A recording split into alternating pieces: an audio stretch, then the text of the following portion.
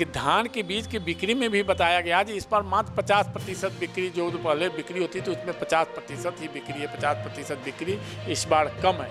लोग स्तब्ध हैं और ज़्यादातर लोग मूड में है कि धान की खेती छोड़ दें, क्योंकि ये घाटा का सौदा आने वाले समय में होगा। खाद मिल नहीं रहा है, इसलिए खाद डाल नहीं रहे हैं। अब खाद का जब उपलब्ध होगा मार्केट में, तब लोग डालेंगे। Monastic English school, a unit of Govardhan education trust.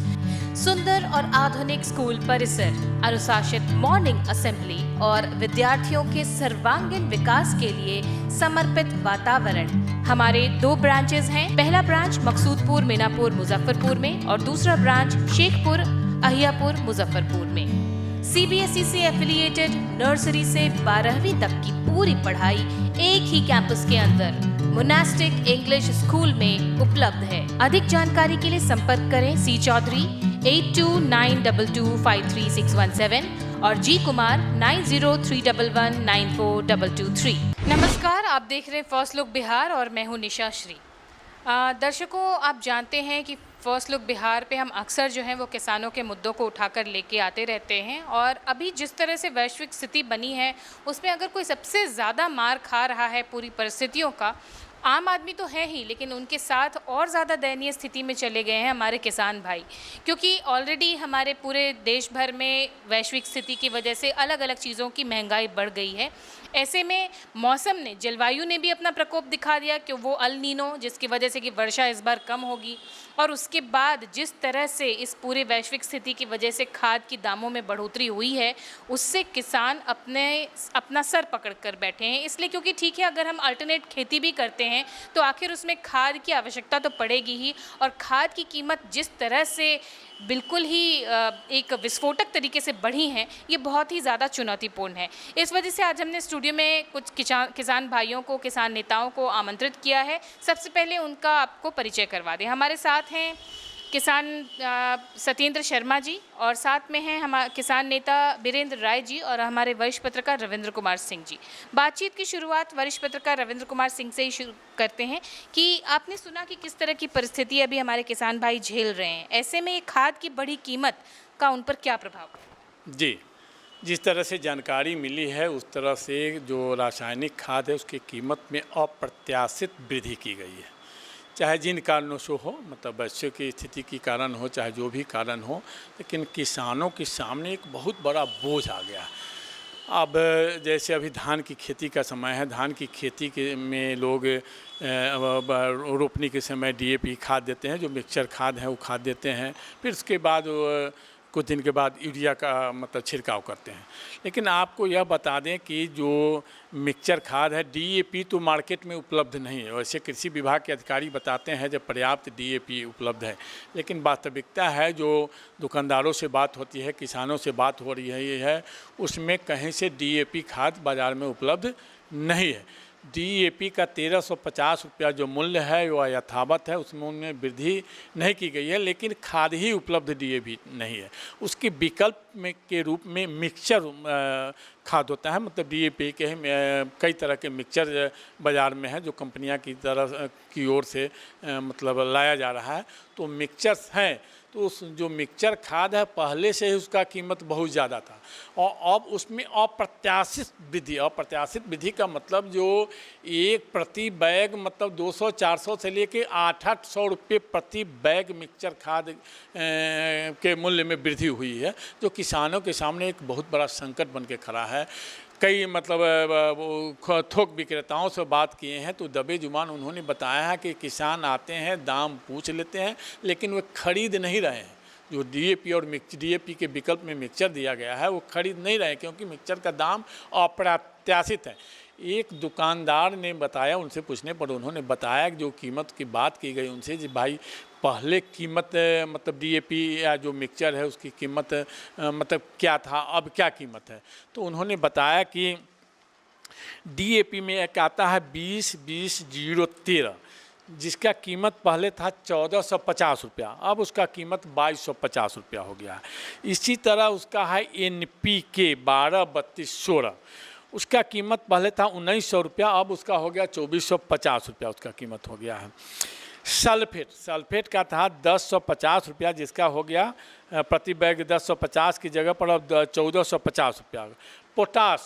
Potash का 1775 की जगह पर 1975 रुपया बताया जा रहा है पोटाश। और इसमें भी एक दुकानदार ने बताया कि अब जो रैक आने वाली रैक है, जो रैक कहीं कहीं लगी भी है, उस रैक में अब पोटाश का दाम 2250 रुपया हो जाएगा। जो 1775 रुपया का पोटाश था पहले 1975 रुपया हुआ, अब उसका 2250 रुपया हो जाएगा। इसी तरह जिंक प्रति किलो 60 रुपया किलो जैसे कीमत थी, जो अब उसका हो गया 90 रुपये प्रति किलो। और इसके बाद सल्फर जो 110 रुपये किलो था, उसका हो गया 160 रुपये किलो। DAP जो जिसका रेट 1350 है, उसकी मात्रा होता है NP मतलब फॉस्फेट, नाइट्रोजन और फॉस्फेट। 18% नाइट्रोजन और 46% फॉस्फेट। उसका कीमत 1350 रुपया था, जो उसको कीमत को नहीं बढ़ा करके यथावत रहने दिया गया, लेकिन वो बाज़ार में उपलब्ध नहीं है। और जो DAP निर्माता कंपनी है वो DAP बाज़ार में नहीं ला रही है। अब रह गई बात यूरिया खाद की, तो जो यूरिया का 266 रुपया कीमत है, वह कीमत अभी भी है। लेकिन उसमें एक दुकानदार ने बताया कि अगर हम 5.5 लाख रुपया कीमत की यूरिया खाद लेते हैं तो उसमें 3.5 लाख रुपया का साइड प्रोडक्ट भी कंपनियां हमको जैसे देती है।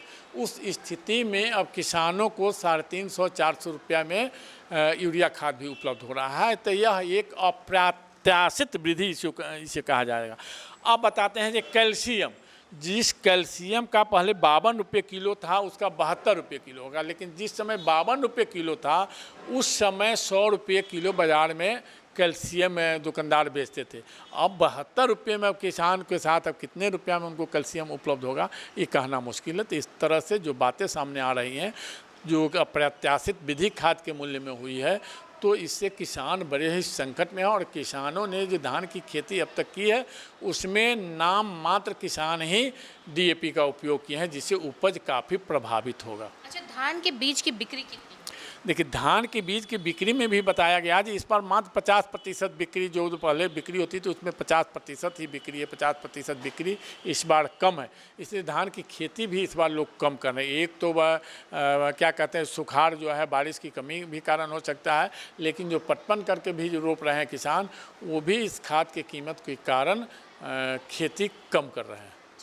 वीरेंद्र राय जी, किसान नेता हैं आप, और अभी हमारे वरिष्ठ पत्रकार ने पूरा आंकड़ा आपके सामने में रख दिया। और आप तो किसानों से डायरेक्ट जुड़े होंगे कि जो खाद के दाम स्थिर हैं वो उपलब्ध ही नहीं है, जो उपलब्ध हैं वो ज़रूरत से ज़्यादा महंगे हो गए हैं। क्या हाल है किसान को अभी खेती जो धान की रोपनी है, स्तब्ध है। किसान जाके मार्केट से लौट के आता है, फिर अपना दाम जोड़ता है, बोरिंग से पटवन करके, डीजल से चला के, बिजली से चला के धान रोपने के लिए मजबूर है।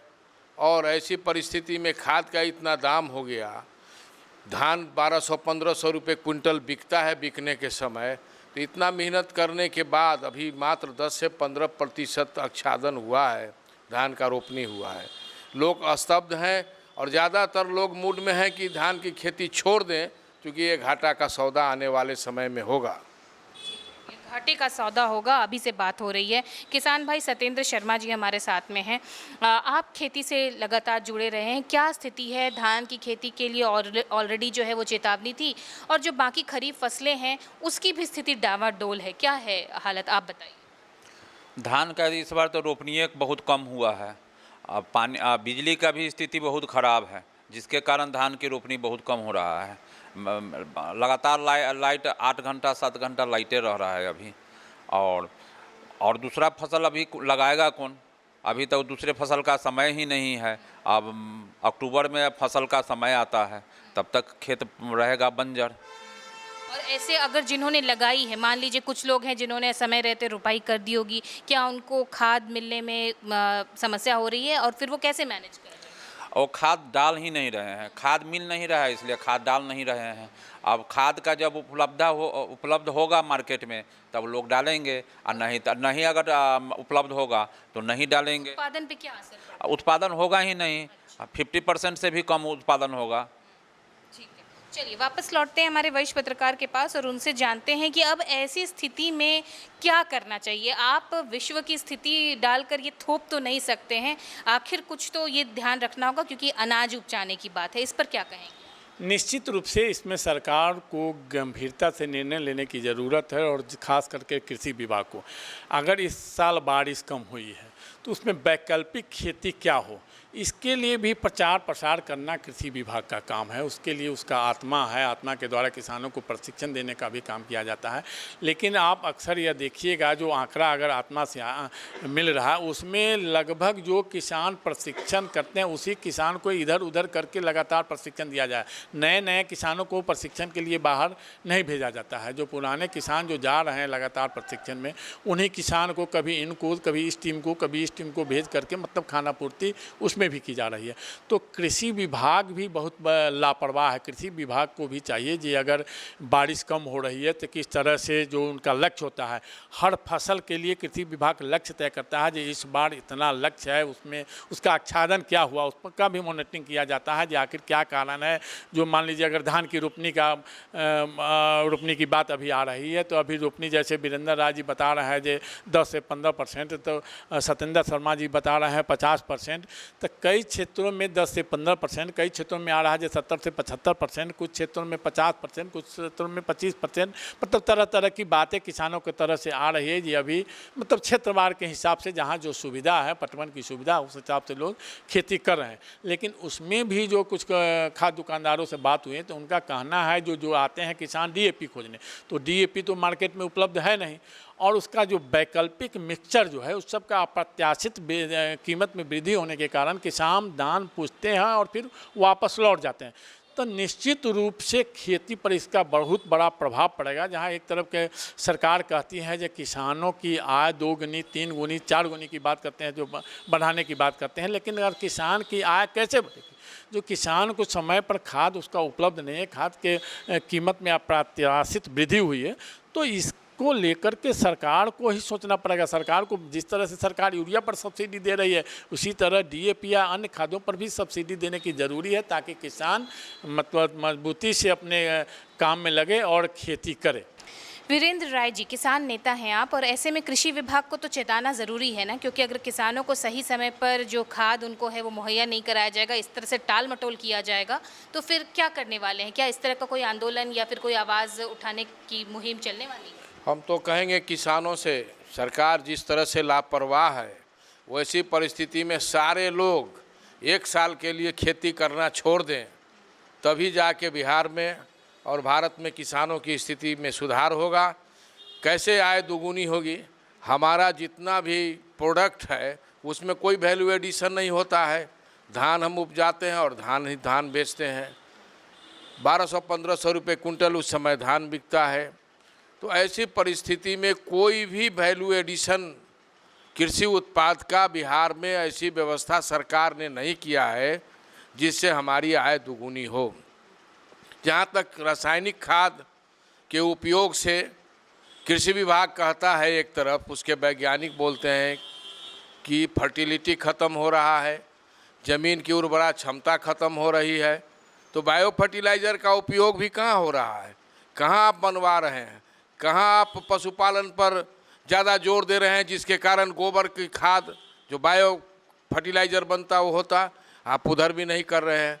इस बीच में किसान तो लटक रहे हैं, न बायो का उपयोग कर रहे हैं, न केमिकल का उपयोग कर रहे हैं, और बिना कुछ डाले औने पौने रोप रहे हैं, जिनको जैसे बुझा रहा है रोप रहे हैं, जो आने वाले समय में उत्पादन को बहुत बड़ा प्रभावित करेगा। और 50% से भी कम हम लोगों की खेती का उत्पादन होने जा रहा है। और ऐसे लोग तो बंजर बहुत सारे लोग छोड़ दिए हैं अपना दाम जोड़ के। सत्येंद्र शर्मा जी, किसान हैं आप, आपसे जानना चाहेंगे कि क्या चाहेंगे आप कि अभी से भी क्या परिवर्तन हो जिससे किसानों की हालत में सुधार हो सके? हम सरकार से मांग करते हैं कि इसमें कृषि विभाग का भी बहुत ज़्यादा लापरवाही चल रहा है। कृषि विभाग को चाहिए कि किसान का समस्या को सुने और इस पर अमल करे, उसका व्यवस्था करे, बिजली विभाग से मिलकर बिजली का व्यवस्था करे, और यही हम सरकार से मांग करेंगे। ठीक है, तो तो चलिए, ये सारी मांग आपने सुनी कि किसान नेता हैं जो वरिष्ठ पत्रकार को जो भी जानकारियां उपलब्ध हो पाई, या जो हमारे किसान भाई हैं कि ठीक है वैश्विक परिस्थितियां हैं, जलवायु परिवर्तन है, लेकिन इसका मतलब ये तो नहीं होगा ना कि हम खाना पीना छोड़ देंगे। अनाज की आवश्यकता हमको है और वो पड़ती रहेगी जब तक हमारा जीवन है। और अनाज कौन उत्पादन करते हैं? किसान। तो अगर किसान को सही मात्रा में वो उपकरण नहीं मिलेंगे, खाद नहीं मिलेंगे, तो आखिर उत्पादन किस तरह से होगा? तो आशा है कि जो भी हमारे किसान भाइयों ने आज यहाँ पर हमारे स्टूडियो में आकर अपनी बातें रखी हैं, इसके ऊपर उचित कार्रवाई होगी और उस हिसाब से जो भी अल्टरनेटिव है वो इस्तेमाल किया जाएगा। फिलहाल के लिए हम हमारे जितने भी मेहमान हैं उनको हम देंगे बहुत बहुत धन्यवाद कि उन्होंने अपनी अपनी बातें हमारे साथ साझा की हैं। और इस चर्चा को हम यहीं पर देते हैं विराम। आप बने रहिएगा हमारे साथ। आप देख रहे थे फर्स्ट लुक बिहार। धन्यवाद। डी फार्मा स्टूडेंट्स, अब हो जाइए तैयार। आपके लिए है बहुत अच्छी खबर कि अब केवल डी फार्मा स्टूडेंट्स को ही मिलेगी फार्मासिस्ट की जॉब। तो ये कोर्स करने के लिए आपके पास है 2 choices. DPS group of institutions के किसी भी कॉलेज में एडमिशन लेकर के आप घर बैठे कर सकते हैं ऑफलाइन कोर्स, या फिर आप कर सकते हैं ऑनलाइन क्लासेस। और उससे भी अच्छी बात ये है कि डीपीएस ग्रुप के कॉलेजेस जो कि हैं इन 5 शहरों में, रांची, दुमका, देवघर, मुजफ्फरपुर और सीतामढ़ी, इन 5 शहरों के किसी भी कॉलेज में एडमिशन लेकर आप किसी और शहर में बैठ करके ये कोर्स कर सकते हैं। आपको कॉलेज के नाम और डिटेल्स मिल जाएंगे वीडियो स्क्रीन पर, और बाकी किसी जानकारी के लिए दिए गए नंबर पर कॉल करें। तो मुझे कमेंट सेक्शन में बताना ना भूलें कि आखिर आप किस शहर में एडमिशन ले रहे हैं।